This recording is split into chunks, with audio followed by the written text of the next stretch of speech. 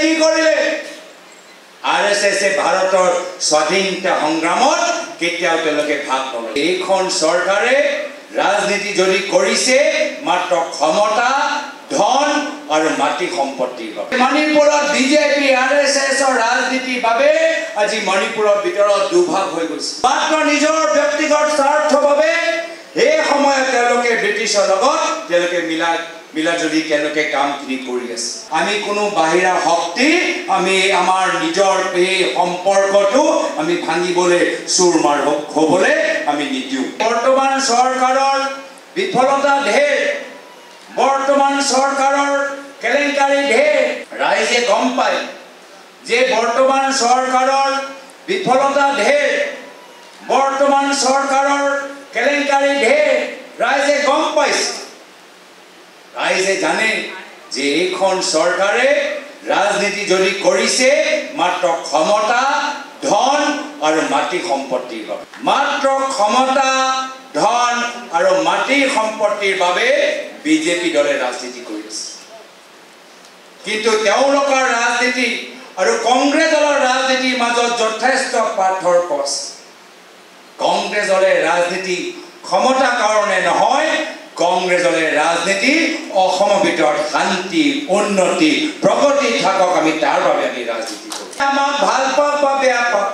ৰাইজে আমাক ভোট দিয়ক বা নিদিয়ক কিন্তু আমি নিজৰ আদৰ্শ প্ৰতি অটল আমি সদায় শান্তি সমন্বয় প্ৰগতি দুখীয়া মানুহৰ হাত শক্তিশালী কৰিবলৈ আমি মাত মাতি যাওঁ ইয়াৰ উদাহৰণ আছে বিটিআৰ অঞ্চলত কংগ্ৰেছে চৰকাৰ থকা সময়তো ক্ষমতা বিচৰা নাছিল নিজৰ দলৰ ক্ষতি হ'ল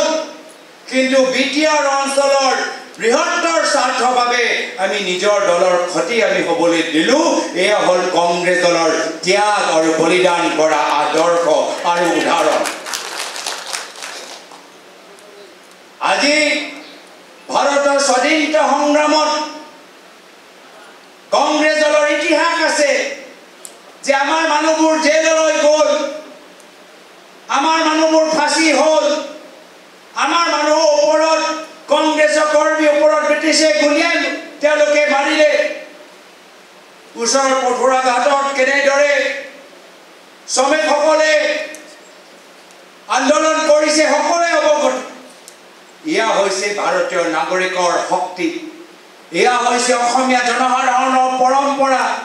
এয়া হৈছে কংগ্ৰেছ দলৰ নিজৰ দেশৰ প্ৰতি মৰম আৰু শ্ৰদ্ধা কিন্তু তাৰ বিপৰীত আৰএছএছে কি কৰিলে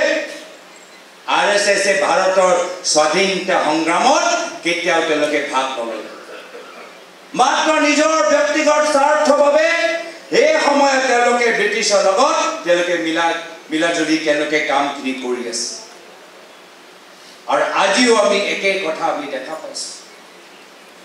মাত্ৰ ক্ষমতা লাগে আৰু ক্ষমতাৰ বাবে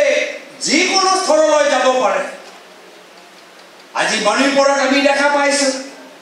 যে মণিপুৰত বিজেপি আৰএছএছৰ ৰাজনীতিৰ বাবে আজি মণিপুৰৰ ভিতৰত দুভাগ হৈ গৈছে ভায়েকৰ ককায়েকৰ মাজত সংঘাত সৃষ্টি হৈছে আৰু সেইকাৰণে এতিয়া অসম প্ৰদেশ কংগ্ৰেছ দলৰ ওপৰত গধুৰ দায়িত্ব যে আমি অসমখনত দ্বিতীয় মণিপুৰ আমি হ'বলৈ নিদিওঁ আমি দ্বিতীয় মণিপুৰ হ'বলৈ নিদিওঁ আমালোকৰ মাজত যি ভাতৃত্বৰ ভাৱ যি সম্প্ৰীতিৰ ভাৱ যি সমন্বয় ভাৱ আমি কোনো বাহিৰা শক্তি আমি আমাৰ নিজৰ এই সম্পৰ্কটো আমি ভাঙিবলৈ চুৰমাৰ হ'বলৈ আমি নিদিওঁ